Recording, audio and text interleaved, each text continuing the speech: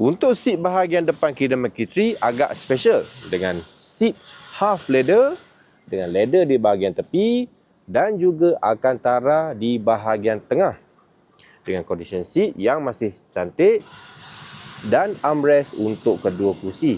Ini design untuk bahagian dashboard dia. Datang dengan multifunction steering, sistem auto cruise, safety features dan mileage dia agak rendah dengan 28,800 sahaja. Untuk infotainment dia dah datang dengan reverse camera dengan ruang untuk letak barang kat atas, tengah, kat bawah dengan 2 cup holder kat sini dan tambahan aksesoris cup holder kat sini, sebelah driver dan lampu ambient light. Untuk yang berminat dengan kereta ni, korang boleh roger je terus. Okay guys, jom kita tengok belah belakang pula.